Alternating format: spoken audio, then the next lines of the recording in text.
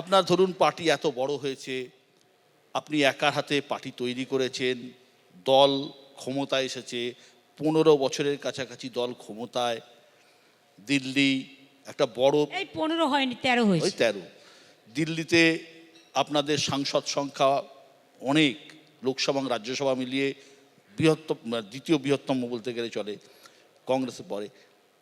আপনার পশ্চিমবঙ্গে 200-র ওপর এমএলএ, অনেক বড় দল, নানা, 200-র উপর না, 230। হ্যাঁ নানা বেশি হবে তো কম হবে। হ্যাঁ নানা কথা, নানা বার্তা। দিল্লিতেও আপনি একটা শৃঙ্খলা রক্ষা কমিটি করেছেন সাংসদদের, এদিকে পশ্চিমবঙ্গ একটা করলেন বিধানসভায়, খবর কাগজে। আমি কিন্তু কোথাও নেই। না ঠিক আছে, আপনি নেই, কিন্তু সবাই বলছেন দলের কর্তৃত্ব মমতা বন্দ্যোপাধ্যায়ের আরও কঠোরভাবে সিদ্ধান্ত নিতে চলেছেন। এই দেখুন, প্রবলেম হচ্ছে আপনাদের নিয়ে।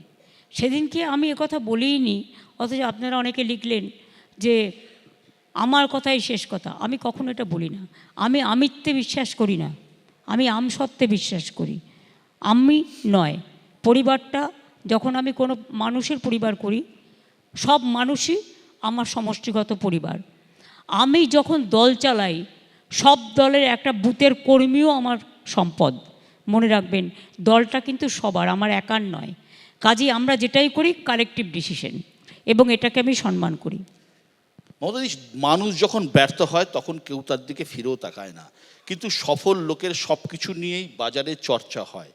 1998 সাল থেকে 2024, গত 26 বছরে তৃণমূল জাতীয় রাজনীতির পরিসরে একটা বড় জায়গা দখল করে রেখে দিয়েছে।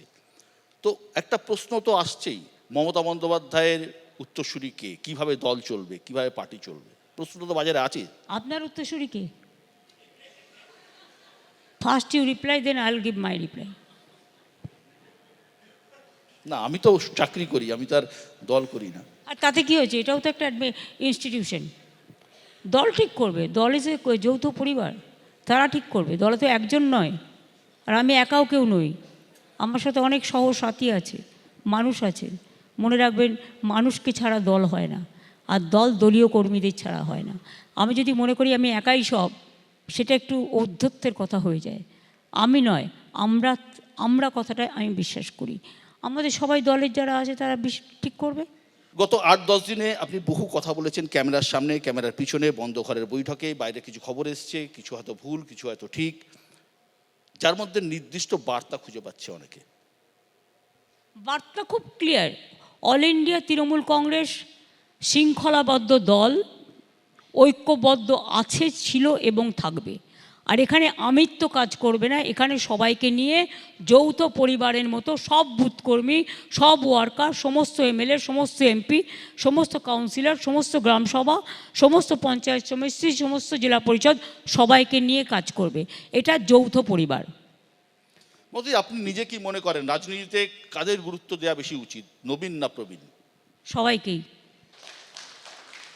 আপনি দিনের কথা বললেন, রাতের কথা বললেন, বিকেলের কথা তো বললেন না।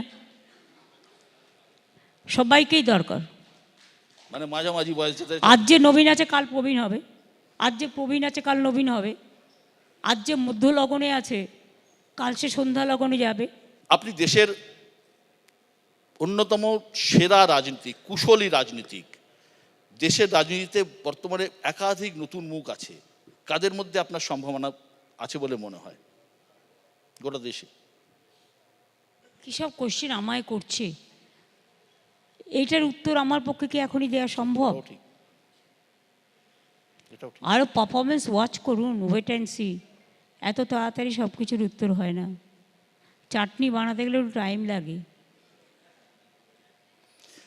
দিদি, একটা বিষয়, বড় নাম যে আপনার হয়ে 2021 সালে কাজ করেছে, যিনি ভোটের ময়দানে বিভিন্ন রাজনৈতিক দলের হয়ে রণকৌশল তৈরির কাজ করেন, তিনি দল করেছেন নিজের পার্টি জনসুরাজ, বিহার উপনির্বাচনে প্রার্থী দিয়েছিলেন, 4টি আসনের মধ্যে 4টিতেই হেরেছেন, 3টিতে জামানত জব্দ হয়েছে। আপনি কি মনে করেন একজন ভোট কুশলী হলে তার নিজের হাল এরম হলো কেন, দলের হাল? সে ভোট কুশলী বলে সে ভাবলো কি করেছে তার কথায় লোকে ভোট দেবে? ভোটটা আলাদা আর সার্ভেটা আলাদা। সুতরাং সে ভোট কুশলী, তাহলে নিজেকে জেতাতে পারলো না কেন? সুতরাং ওসব আমায় বলবেন না। কিছু আছে তারা সার্ভে করে, আর সার্ভে আবার একদিন পর পর চেঞ্জও হয়ে যায়। আপনারাও তো অনেক সময় সার্ভে রিপোর্ট দেন, এটা মেলেই না। সুতরাং এটা হচ্ছে একটা মিক্সচার। মানে সার্ভে তো যে কেউ করতে পারে, ঘরে বসে সার্ভে করে দেয়, ঘরে বসে সার্ভে করে বলে দেয় এই হচ্ছে। আপনারাও তো আমাদের বলেছিলেন আমরা 13টা সিট পাবো পার্লামেন্ট ইলেকশানে, কিন্তু সেখানে আমরা 3-4টে সিটে খুব অল্প ভোটে 3000 ভোট থেকে 5000-এর মধ্যে এড়েছি। রিকাউন্টিং চেয়েছিলাম, দেয়নি, কিন্তু আমরা 29টা পেয়েছি। Thank you for not giving us so many numbers. আচ্ছা, এই যে এজেন্সিগুলো ভোট ম্যানেজমেন্টের কাজ করে, ভোটের সাফল্যে সত্যি বলুন তো এদের ভূমিকা কতটা? এরা সার্ভেটা করতে পারে, হয়তো কিছু সার্ভে করলো, 100-র মধ্যে 10টা বাড়িতে গিয়ে সার্ভে করলো, তার জন্য তারা মাইনে পায়, টাকা পায়। তাতে কি কিছু হয়? দেখুন, অ্যাকচুয়াল ভোট করে বুথ কর্মীরা, যারা বুথ এজেন্ট হয়ে বসে, যারা বুথে নিত্য নৈমিত্তিক কাজ করে, যারা গ্রামটাকে চেনে, এলাকাটাকে চেনে, মানুষটাকে চেনে, এরা বড়জোর আপনাকে একটা সাজিয়ে দিতে পারে।